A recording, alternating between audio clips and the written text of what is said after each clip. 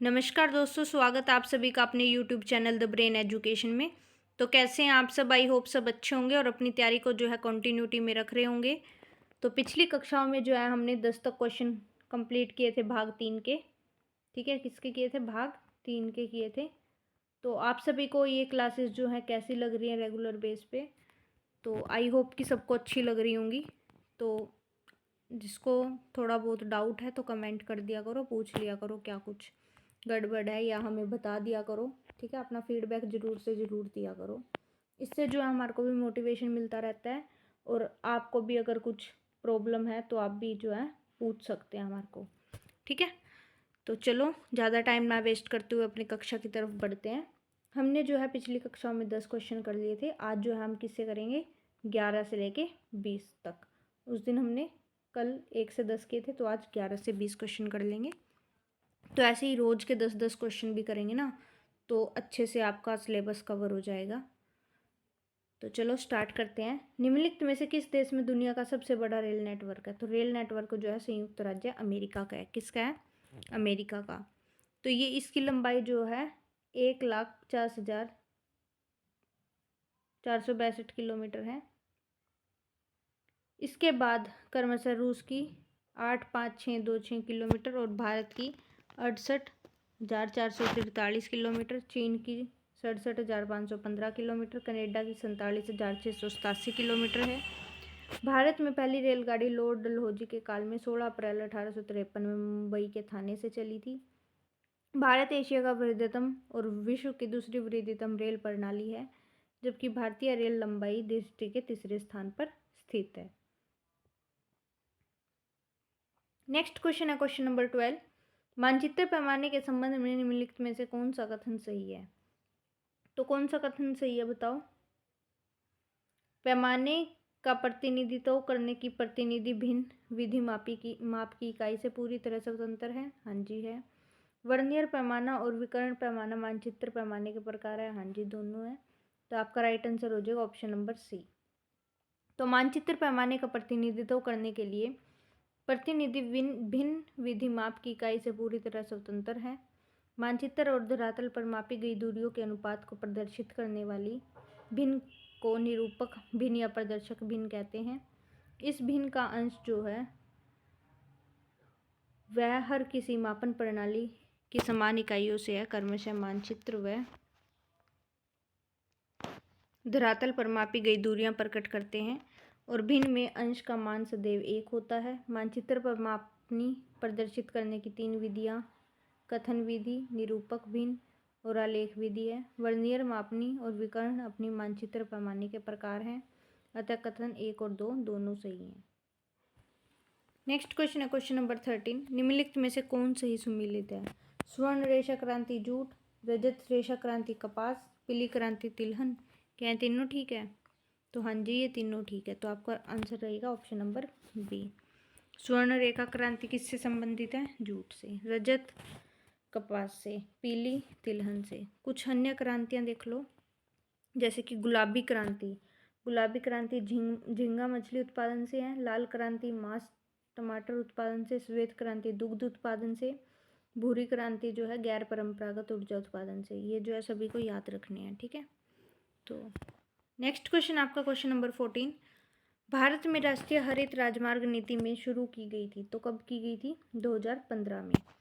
तो ये नीति जो 29 सितंबर 2015 में शुरू की गई थी।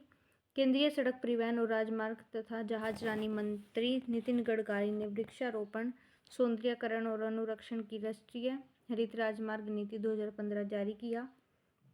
इस नीति में सड़क निर्माताओं के लिए कुल परियोजना लागत 1% वृक्षारोपण निधि के रूप में निर्दिष्ट किया गया है।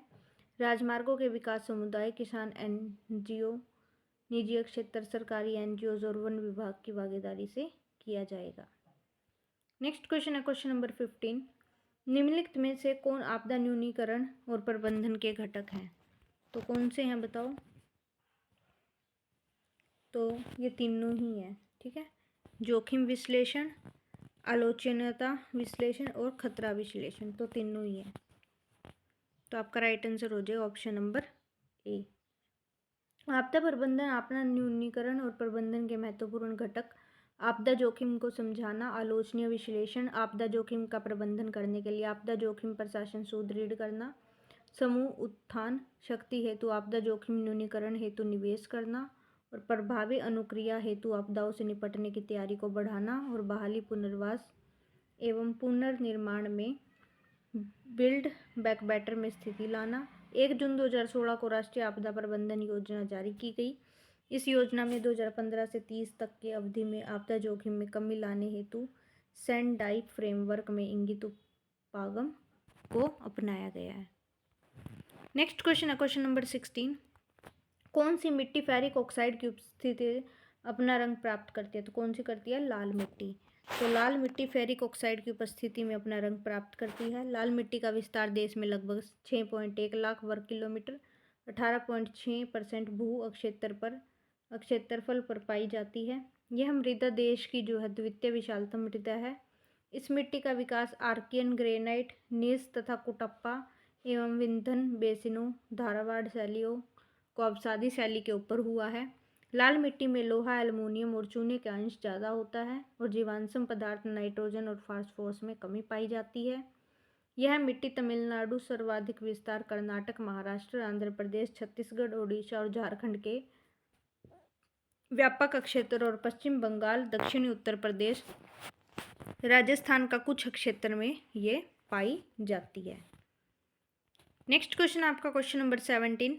स्थानीय पवन क्षेत्र का निम्नलिखित में से कौन सा युग्म सही है? तो कौन सा है?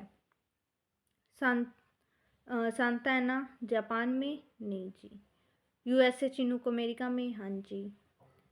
फोन स्विट्जरलैंड में? हाँ जी। तो आपका राइट आंसर हो जाएगा ऑप्शन नंबर बी सेकंड और थर्ड। तो सांता आना जो है कैलिफोर्निया में है, ना कि जापान में। चिनूक संयुक्त राज्य अमेरिका में, फान स्विट्जरलैंड, जर्मनी और ऑस्ट्रिया में। ठीक है, तो ये जो है स्थानीय पवन क्षेत्र में से ठीक है। कुछ अन्य प्रचलित पवनें देखो।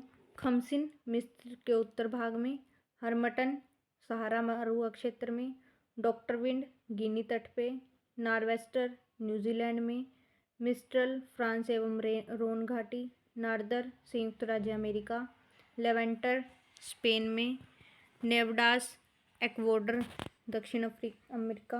अतः विकल्प बी सही है। नेक्स्ट क्वेश्चन है क्वेश्चन नंबर 18। निम्नलिखित में से कौन से संस्थागत कारक किसी क्षेत्र की कृषि को प्रभावित करते हैं?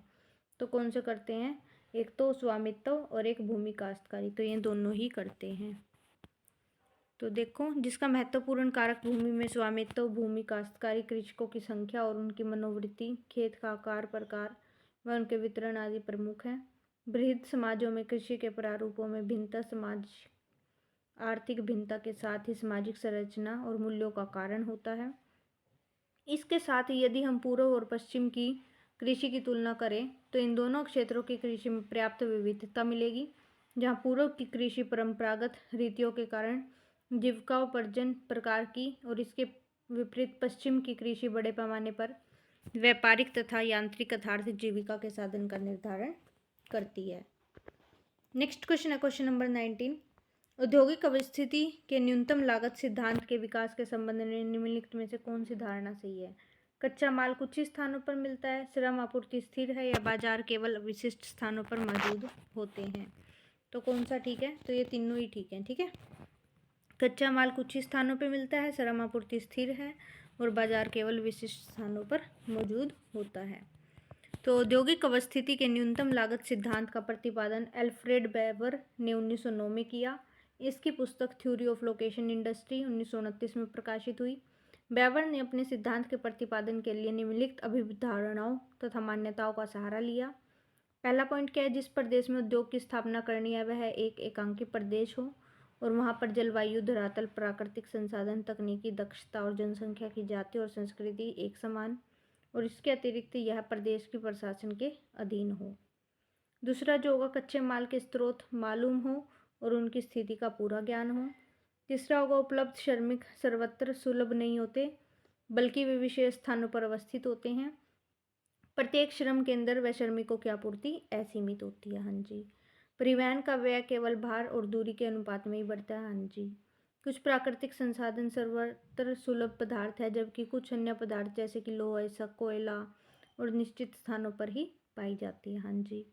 तो बेवर ने जो है उपयुक्त मान्यताओं के आधार पर बताया कि उद्योग की अवस्थित 3 शक्तियाँ होती हैं: अपेक्षित परिवहन, श्रम व्यय, समूहन और एकत्रीकरण।